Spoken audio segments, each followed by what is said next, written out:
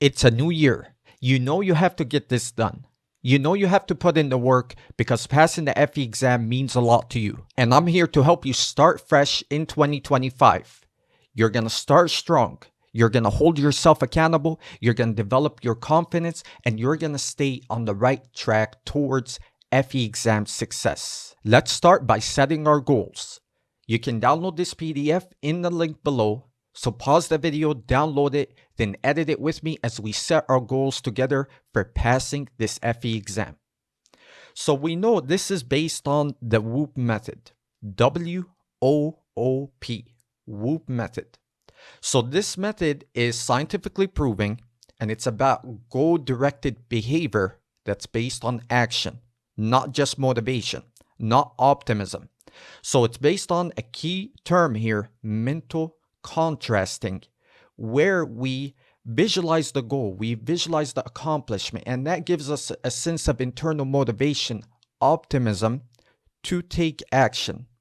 But at the same time, motivation is not enough.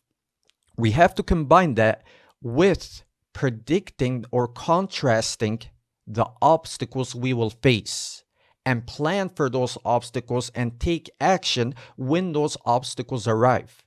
So mental contrasting is about the motivation, visualizing how we would feel when we pass the FE exam, get that job promotion that we need, and become at the end an EIT, then move forward to be a PE. So that's the visualization. We have to combine that and contrast that to the obstacles and planning for these obstacles. That's the WOOP method. It's very effective for professional development and it is applicable to passing the FE exam. So we know we start with the W, first W, the wish, the want.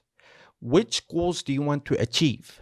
So what's something that's just for you, that comes deep inside of you, that you truly wish to happen as you're preparing for your FE exam? So keep this goal very simple, realistic, and specific. And I'm going to give you an example for this wish. So here's my example that I already had filled out. So let me put that here for you.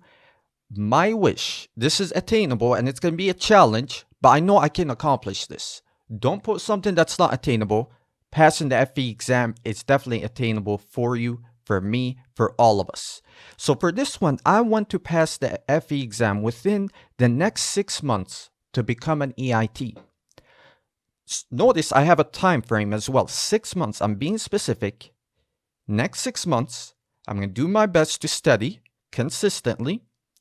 And I want to become an EIT, an engineering training. And we know this will help me advance in my career as an engineer and provide more stability, especially financial stability for my family.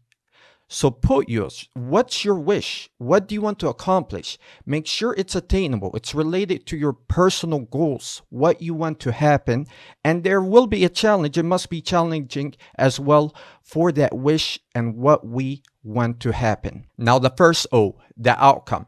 How will you feel when you achieve this goal? How will you feel when you achieve this goal? So what will your success look like and feel like? Where and what will it help you reach in life? Take your time here. Close your eyes and really imagine it. Visualize it. Where will you be? What will you do?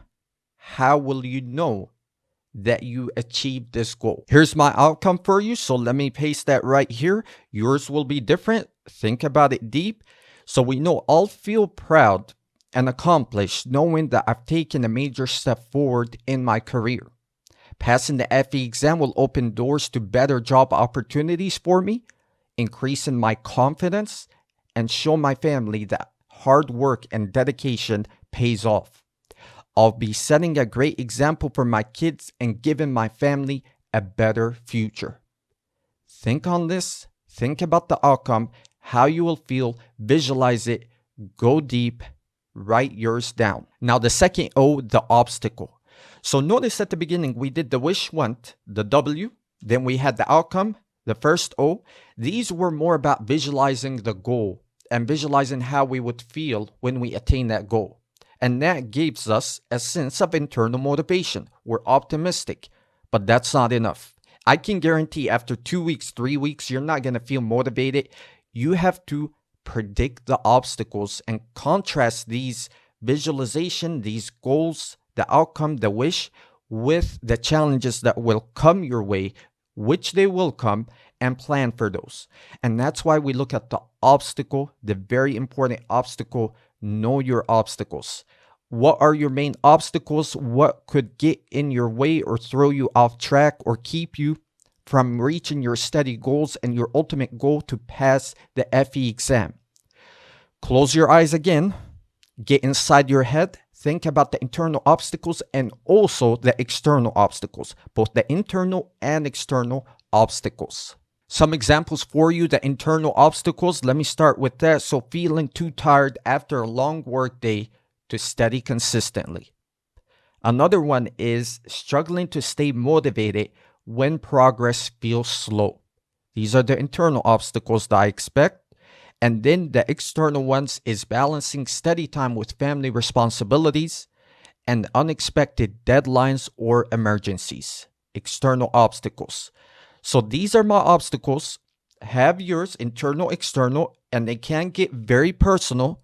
So think deep on these, close your eyes, write down your obstacles. The P, the plan. Now we're going to develop specific strategies to overcome the obstacles that we listed. So the plan is, how can you tackle these obstacles? Now that you've charted some of the obstacles you could encounter, begin to plan for how you'll navigate them should they occur. And we're going to use a specific strategy, stick to this, if then.